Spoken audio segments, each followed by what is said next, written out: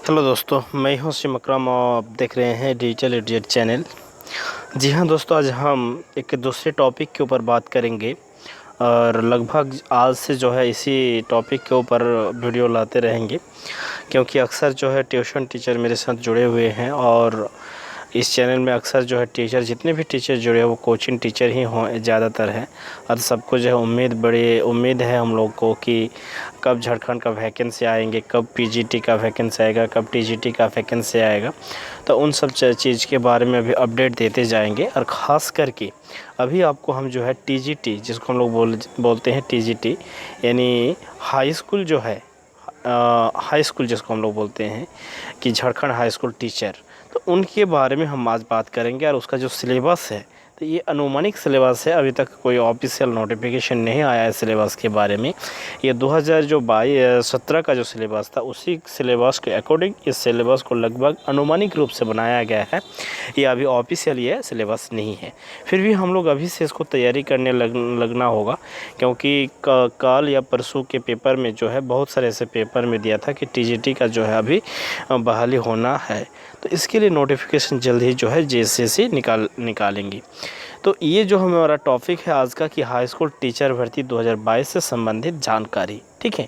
तो ये जानकारी भी है, अगर देखा जाए तो ये फिर आपका जो है सिलेबस भी हम डिस्कस करेंगे कि सिलेबस क्या है और सब्जेक्ट कॉम्बिनेशन क्या होगा, डिग्री क्या होने चाहिए, एलिजिबिलिटी के लिए क्या क्या आपको जो है क्वालिफ़िकेशन होना चाहिए, कब आप भर पाएंगे, अगर आपका जो है बीएड या कोई ऐसा डिग्री जो है आपका अगर अपेयरिंग दिखाएंगे तो वो आप भर पाएंगे कि नहीं, इन सब चीज़ों के बारे में हम डिस्कस करेंगे। तो वीडियो में लास्ट तक बने रहिएगा और ये वीडियो बहुत आपको हेल्पफुल होने वाले हैं। तो चलिए, विभाग का नाम जो हम लोग जानते हैं इसको हम लोग देंगे कि झारखंड कर्मचारी चयन आयोग, जिसको हम लोग दूसरी भाषा में इसको हम लोग जानते हैं जेएसएससी बोलते हैं, ठीक है। जेएसएससी टीचर हाई स्कूल, ये पद का नाम है, जेएसएससी टीचर हाई स्कूल या झारखंड हाई स्कूल टीचर, ये भी आप बोल सकते हैं।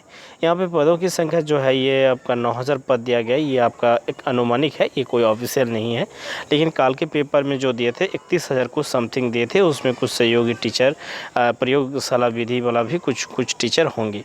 तो ये दो चीज़ था वहाँ पे, ठीक है। तो हम लोग अब यहाँ पे देखेंगे कि हाई स्कूल जो है Jharkhand high school teacher examination pattern 2022 इसमें क्या होंगे, ठीक है। ये पूरा चीज़ है। तो यहाँ पे कुछ चीज़ जो है थोड़ा सा आप इसको देख सकते हैं। हालांकि अगर हम लोग यहाँ पे जाएंगे तो यहाँ पे जो है Jharkhand high school teacher pattern 2022, Jharkhand high school teacher pattern ये इसको पैटर्न का हवाला देकर परीक्षा को पूरा संरचना कब जाना है।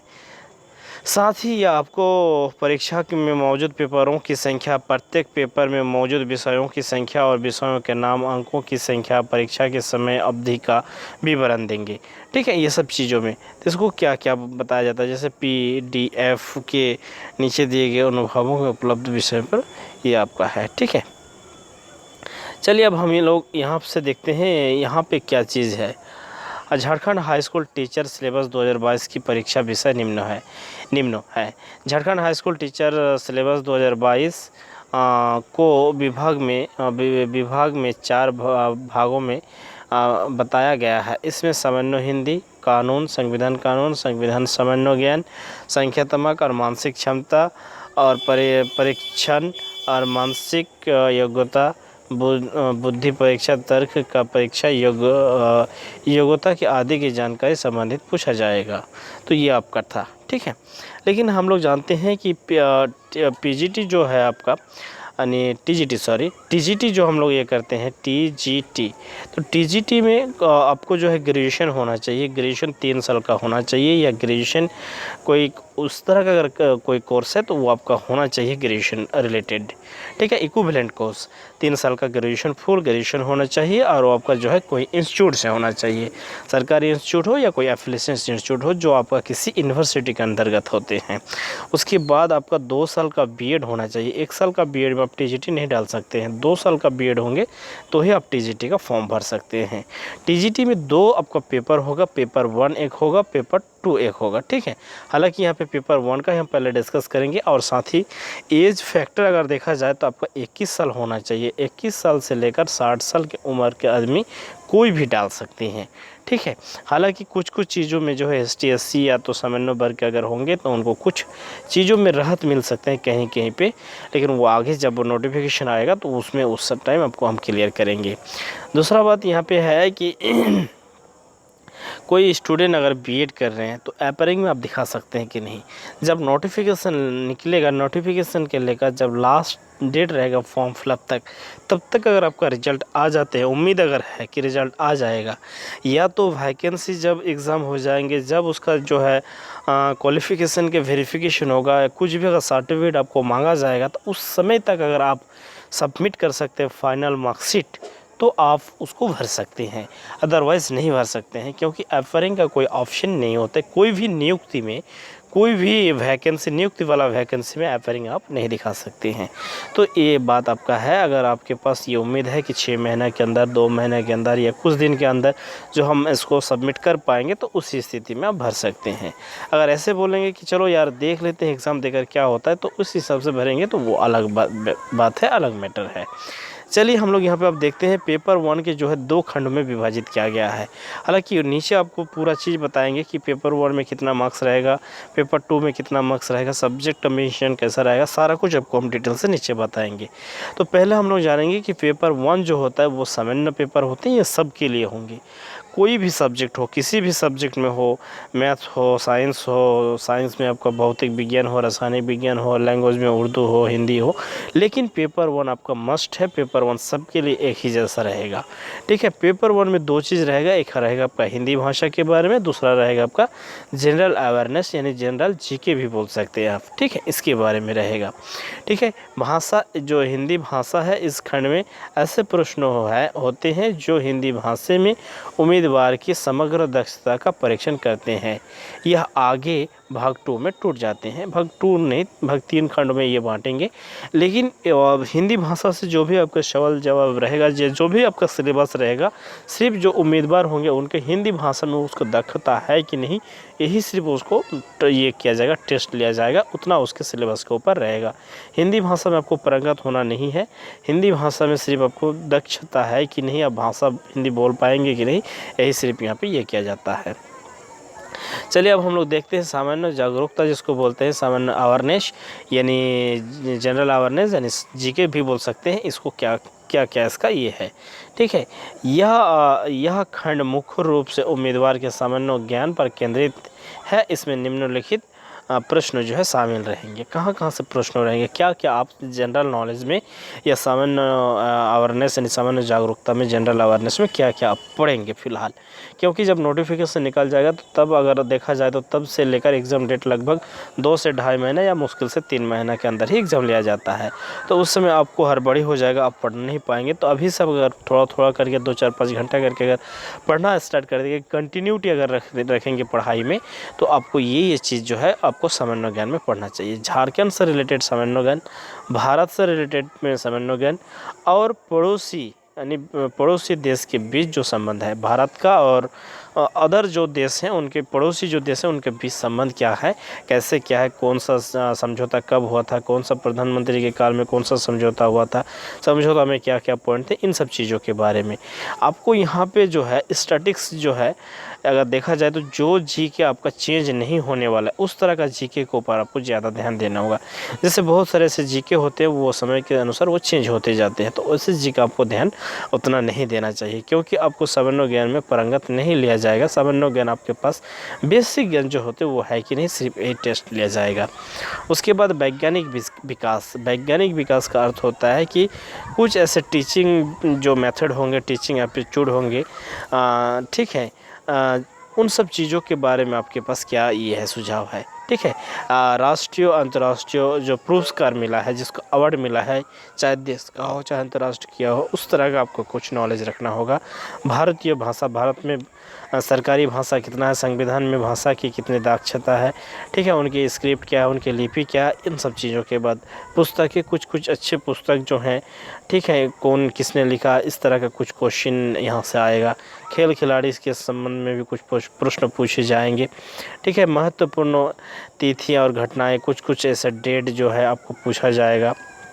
हो सकता है कि हमारे देश आज़ादी का पूछा जाए, गांधी का जन्म दिन पूछा जाए, या कोई आपका जो है ये हुआ था, हादसा हुआ था, इन सब चीज़ों के बारे में कुछ महत्वपूर्ण डेट जो होते हैं उन सब पूछा जाएगा। साथ ही थोड़ा सा आपको इतिहास भी ध्यान रखना होगा, संस्कृति भी, भूगोल भी, पर्यावरण अध्ययन भी, और अर्थव्यवस्था भी, स्वतंत्रता आंदोलन संबंधी भी, कृषि और भारत के प्राकृतिक संसाधनों के मुख्य विशेषता के ऊपर भी आपको थोड़ा थोड़ा ध्यान रखना होगा। और ख़ास करके ये तो आपको रखना ही पड़ेगा भारत का संविधान, क्योंकि इस चैप्टर जो है आपको हिंदी में भी ये चैप्टर रहेंगे और इसको सामान्य ज्ञान में भी रखा गया है। दोनों में ये चैप्टर आपको रहेंगे। भारतीय संविधान का कितना भाग है, प्रथम भाग में कितना अनुच्छेद है, सेकंड भाग में कितना अनुच्छेद है, कितना अनुसूची है, संघ सूची क्या होते हैं, संवर्ती सूची, यानी जो मेनली बात होते हैं उन सब चीज़ों को आपको ध्यान में रखना होगा। ठीक है, नेक्स्ट पॉइंट अगर हम देखेंगे तो भारत की राजनीतिक प्रणाली क्या है, भारत की जो राजनीतिक प्रणाली है ये क्या है, यहाँ पे कौन कौन सी पार्टी है, कौन नेशनल पार्टी है, कौन रीजनल पार्टी है, ठीक है, कौन सा पार्टी का जन्म कब हुआ, किसने किया था, इन सब चीज़ों के बारे में थोड़ा थोड़ा आपको पढ़ना पड़ेगा। उसके बाद पंचायती राज क्या है, पंचायती राज होता है जो पंचायत में हम लोग का भी चुनाव हुआ कुछ दिन हाल ही में, तो इन सब चीज़ों के में जिसको त्रिस्तरीय चुनाव भी बोला जाता है, तो इनमें पंचायत के ऊपर क्या पावर दिया गया है, इसको क्या कहा जाता है, इन सब चीज़ों के बारे में थोड़ा थोड़ा। उसके बाद सामुदायिक विकास के बारे भी, 5 वर्षीय योजना भी, ये भी आपको थोड़ा थोड़ा करके नॉलेज यहाँ पे रखना होगा। तो मोटे ऊपर हम जो जितना भी आपको सिलेबस यहाँ पे दिखा है सामान्य ज्ञान से, ये सफिशिएंट है, ये यथेष्ट है। आप अगर इससे आप पढ़ लेंगे तो आपका जो है यहाँ से जो जीके जो होगा यानी जनरल अवेयरनेस वो आपका कंप्लीट हो जाएगा। अब आते हैं हम लोग पेपर 2 में। ठीक है, पेपर 2 में जो है, पेपर 2 में किसी में जो है आपका सब्जेक्ट कंबाइंड होता है, किसी में सब्जेक्ट कंबाइंड नहीं होते हैं। तो सब्जेक्ट कंबाइंड क्या होते हैं वो भी आपको हम डिटेल से बता देंगे, लेकिन ये आपका पेपर 2 रहेगा जिस भी सब्जेक्ट में आपका स्नातक है, यानी जिसको हम लोग डिग्री बोलते हैं, यानी आप बीए हो या बीएससी हो या बीकॉम है, जिसको हम लोग बैचलर बोलते हैं, ग्रेजुएशन बोलते हैं, उसमें। ठीक है, अगर कोई किसी स्टूडेंट हिंदी में अगर वो बैचलर किए हैं यानी ऑनर्स किया तो उसको सब्जेक्ट जो है हिंदी हो जाएगा। कोई अगर अंग्रेजी में बैचलर किया तो अंग्रेजी, कोई संस्कृत में किया तो संस्कृत, कोई गणित में किया तो गणित, कोई भौतिक विज्ञान में किया तो भौतिक विज्ञान, माने पेपर 2 में वो आपका सब्जेक्ट रहेगा। लेकिन कहीं कहीं आपका जो सब्जेक्ट कॉम्बिनेशन बन जाता है, जैसे अगर कोई किसी स्टूडेंट में गणित आपका ऑनर्स किया है तो उस स्टूडेंट को जो है गणित और भौतिक विज्ञान दोनों पढ़ना पड़ेगा, इसका दोनों रहेगा। किसी का जीव विज्ञान और रसायन विज्ञान दोनों उसमें आ जाते हैं। ठीक है, भौतिक विज्ञान के साथ साथ फिर और किसी का भी कॉम्बिनेशन होते हैं, तो वो आगे चलकर आपको दिखाएंगे हम कि किन सब्जेक्ट के साथ किसका कॉम्बिनेशन है। जैसे हिंदी किसी का है तो उसको हिंदी के साथ और क्या सब्जेक्ट कॉम्बिनेशन होगा, जैसे इतिहास है तो उसके साथ क्या सब्जेक्ट कॉम्बिनेशन होगा, इस तरह का आपका जो है कॉम्बिनेशन हम आपके आगे डिटेल से बात करेंगे। तो हम लोग मोटे तौर पर यहाँ पे बात किए। अब थोड़ा सा एक चीज़ इंपॉर्टेंट चीज़ यहाँ पे आपको बता दें कि पेपर 1 जो होगा यानी सामान्य पेपर जो होंगे सबके लिए जो बराबर होंगे, उनमें सिर्फ आपको 20 विकल्प प्रश्न पूछे जाएंगे। विकल्प होते हैं मल्टीपल चॉइस, यानी ऑब्जेक्टिव क्वेश्चन रहेगा। प्रत्येक क्वेश्चन में आपको 1 अंक करके ही दिया जाएगा। इस पत्रों में योग्यता प्राप्त करने वाले केवल उम्मीदवार जो पेपर 1 में 33% को सुरक्षित करने में सक्षम होंगे, उन्हें पेपर 2 के लिए योग्य माना जाएगा। अगर किसी स्टूडेंट का पेपर 1 में अगर 33% अगर मार्क्स नहीं आएंगे, पास नहीं कर पाएंगे, तो उसका जो है पेपर 2 कितने भी अच्छा हो जाए उसको उसमें नहीं ये किया जाएगा, या तो पेपर भी नहीं जांच किया जाएगा या तो उसको फेल घोषित किया जाएगा। तो पेपर 1 में आप जो है अच्छा नंबर लाए नहीं लाए उससे मतलब नहीं, कम से कम आपको 33 नंबर तो लाना ही पड़ेगा, तब जाकर आपको जो है आगे की जो है आप मतलब ये कर पाएंगे। लेकिन अगर आपका पेपर 1 में 33 से अधिक नंबर आते हैं तो आपका जब मेरिट लिस्ट बनेगा तो उसमें आपको ये प्लस पॉइंट जाएगा। लेकिन अगर आपको 33 से कम हो जाता है तो ये आपका मतलब जो है बहुत दिक्कत हो जाएंगे। इसलिए आपको हमेशा याद रखना है कि 33 कम से कम नंबर हमको आना ही चाहिए पेपर 1 में। इससे जितने अधिक आएंगे उतना बेहतर है, आपको मेरिट बनने के समय वो आपको काम आएगा। पेपर 2 जो है, पेपर 2 में आपको 150 क्वेश्चन पूछे जाएंगे। सब्जेक्ट कॉम्बिनेशन रहेगा तो पहला सब्जेक्ट से 75 क्वेश्चन, सेकंड सब्जेक्ट से 75 क्वेश्चन। जैसा हम आपको बताया कि मैथ और भौतिक विज्ञान में कॉम्बिनेशन है, यानी मैथमेटिक्स जिसका रहेगा उसका अगर फिजिक्स रहेंगे तो फिर मैथमेटिक्स से 75 क्वेश्चन रहेगा तो फिजिक्स से 75 क्वेश्चन रहेगा। टोटल आपको 50 क्वेश्चन दिया जाएगा। 50 क्वेश्चन में 2 अंक करके मिलेंगे जो 300 अंक होंगे। इनमें कम से कम आपको 50% अंक लाना ज़रूरी है, तभी जाकर आपका मेरिट बनेगा। अगर 50% से नंबर आपका कम हो जाता है तो आपको जो है टीजीटी का जो है पास आपको नहीं माना जाएगा, या उसको मेरिट लिस्ट में आप नहीं पहुंच पाएंगे, आप टीचर बनने से चूक जाएंगे। तो इसीलिए हमेशा आपको याद रखना है कि 50% आपको मार्क्स लाना चाहिए। किसी किसी का छूट रहता है, जैसे ST SC का जो है अगर कोई उस जाति से अगर कोई उम्मीदवार है तो उनको 45% पे अगर स्कोर हो जाएगा तो उसको पास माना जाएगा, यानी यहाँ पे उसको 5 मार्क्स का जो है उसको रिलीफ मिलेगा, यानी उसको छूट मिलेगा। ठीक है, ST SC के लिए। तो ये थी बात। हम लोग का टोटल जो है 50 अंक का क्वेश्चन पेपर रहेगा। यहाँ पे चलिए अब देख लेते हैं हम लोग थोड़ा सा। पेपर 1 में आपको 20 क्वेश्चन रहेंगे, 20 मार्क्स 200 क्वेश्चन रहेंगे, 200 मार्क्स मिलेंगे। पेपर 2 में आपको 300 मार्क्स मिलेगा, लेकिन आपका 150 क्वेश्चन रहेगा, 2-2 अंक करके मिलेगा। टोटल हमको 500 अंक का एग्ज़ाम लिया जाएगा। अब आते हैं सामान्य ज्ञान जो आपको बताया, उसमें आपका 100 क्वेश्चन रहेगा। हिंदी से आपको 100 क्वेश्चन रहेगा, 200 अंक हो गया। 200 अंक में आपको 3 घंटा का समय अवधि रहेगा। उम्मीद है कि आप इस चीज़ को समझ रहे हैं। अब चलते हैं पेपर 2 में। पेपर 2 अगर देखा जाए तो पेपर 2 में जो है कुल आपको 150 क्वेश्चन रहेंगे। 150 क्वेश्चन में 300 अंक मिलेगा, 3 घंटा का समय रहेगा। अब किन किन सब्जेक्ट के ऊपर जो है कॉम्बिनेशन है, इन सब्जेक्ट को हम डिस्कस करते हैं। गणित के, भौतिक विज्ञान के, रसायन विज्ञान के, जीव विज्ञान के, इतिहास के और नागरिक शास्त्र के, अंग्रेजी और अन्य भाषा के साथ इसका कॉम्बिनेशन रहेगा। यानी जिसका भौतिक विज्ञान रहेगा उसका भौतिक विज्ञान और गणित दोनों रहेंगे। ठीक है, कि अगर किसी स्टूडेंट का भौतिक कॉमर्स है, भौतिक विज्ञान अगर उसका ऑनर्स है तो उसको गणित भी पढ़ना पड़ेगा। अगर किसी का गणित ऑनर्स है तो उसको भौतिक विज्ञान भी पढ़ना पड़ेगा। उसी तरह रसायन विज्ञान के साथ जीव विज्ञान का कॉम्बिनेशन रहेगा। ठीक है, इतिहास के साथ नागरिक शास्त्र का कॉम्बिनेशन रहेगा। तो ये आपका जो है मोटे तौर पर इन सब्जेक्ट का कॉम्बिनेशन रहेगा। ठीक है, हम उम्मीद करेंगे कि आपको जो है ये चीज़ समझ में आ रहे हैं। अगला जो हम टॉपिक, अगला जो हम वीडियो लाएंगे इसी के साथ, तो हिंदी में आपको क्या क्या पढ़ना पड़ेगा, जैसे हम यहाँ पर जनरल नॉलेज में बता दिए कि कौन कौन चैप्टर पढ़ना पड़ेगा। हिंदी में आपको क्या क्या पढ़ना पड़ेगा, किस टाइप का पैसेज रहेगा या क्या चीज़ रहेंगी, कहाँ से आपको पढ़ना है, हिंदी साहित्य क्या पढ़ेंगे, कौन से लेखकों के बुक पढ़ेंगे, क्या नहीं, सारा डिटेल्स हम आपको अगले वीडियो में क्लियर करेंगे। और जैसे हम मैथ और भौतिक विज्ञान जो होंगे, यानी आपका फिजिक्स, इन दोनों चैप्टर में कौन कौन चैप्टर आपको पढ़ना पड़ेगा, क्या क्या उनके टॉपिक रहेंगे, क्या क्या क्वेश्चन पैटर्न रहेंगे, इन सब चीज़ों के बारे में हम नेक्स्ट वीडियो में बात करेंगे। इस वीडियो में यहीं तक, फिर मिलेंगे नेक्स्ट वीडियो में। थैंक यू, धन्यवाद।